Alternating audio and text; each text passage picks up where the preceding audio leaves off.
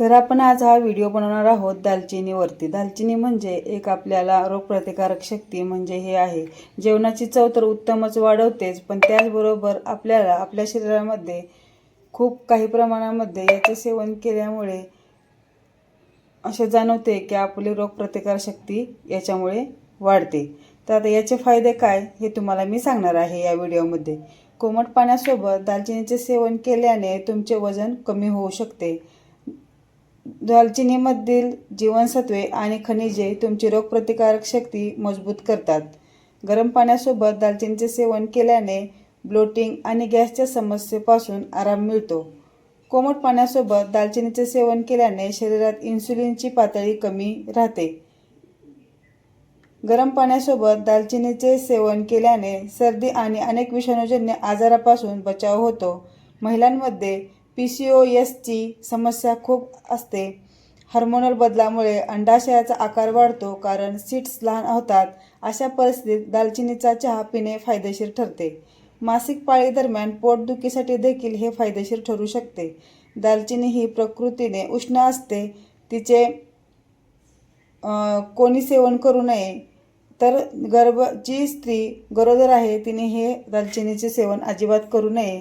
तर आता मी तुम्हाला दाखवते की आपल्या पोटाची चरबी याने कशी प्रकारे कमी करायची आहे आणि आपल्याला किती प्रमाणामध्ये त्याचा वापर करायचा आहे आणि कशा प्रकारे आपल्याला याचं सेवन करायचं आहे। तर त्यासाठी मी इथे जे काही घेतलेलं आहे ते तुम्ही नीट पहा आणि तेच तुम्ही रेग्युलर जरी केलं तर तुमचं एका महिन्यामध्ये 5 किलो ते 7 किलो वजन कमी होण्यास मदत होणार आहे। तर त्यासाठी व्हिडिओ हा तुम्ही पूर्ण बघा। तर आता मी तुम्हाला दाखवणार आहे। इथे मी 1 ग्लास घेतलेला आहे, याच्यामध्ये आपल्याला कोमट पाणी करून घ्यायचं आहे। तर आता इथे मी याच्यामध्ये कोमट पाणी करून घेतलेलं आहे ते या ग्लासामध्ये मी घेणार आहे। रोज 1 ग्लास तुम्ही जर नियमित घेतला तर तुमचे पचनक्रिया आणि प्रतिकारशक्ती खूप छान व्यवस्थितरित्या ही वाढणार आहे। आता इथे मी कोमट पाण्यामध्ये ही दालचिनी मी इथे मिक्सरमध्ये बारीक करून घेतलेली आहे। अशा प्रकारे तुम्ही फक्त दालचिनीचं सेवन करू शकता। तर आपल्याला इथे अगदी एवढी चिमूटभर आपल्याला दालचिनी घ्यायची आहे की जेणेकरून आपला हा चमचा असतो रोजच्या वापरातला त्याच्याबद्दल तुम्ही पाहू शकता। पावच चमचा आपल्याला दालचिनी घ्यायची आहे, ती मी या कोमट पाण्यामध्ये टाकणार आहे।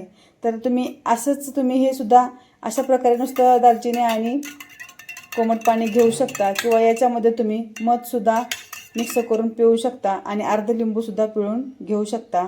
तर फक्त दालचिनीचे सेवन केलं तरी तुम्हाला योग्य आहे आणि मध टाकून केलं तरी योग्य आहे। तर त्याच्यामध्ये मी 1 चमचा मधसुद्धा ॲड करणार आहे। तर आता याच्यामध्ये मी 1 चमचा मध ॲड करणार आहे। असं नाही की दालचिनी आता असंच जर भुकटी खाल्ली तर दालचिनी जळजळ आणि हे होते। तर अशा प्रकारे घेतलं तर आपल्याला जळजळ काही होणार नाही आणि कुठलाही त्रास होत नाही, पचनक्रिया मस्त राहते। तुम्ही सुद्धा नक्की ट्राय करा आणि रिझल्ट आला तरच कमेंट करा आणि जर व्हिडिओ आवडला असेल तर लाईक करा, शेअर करा आणि कमेंट करा विसरू नका। धन्यवाद।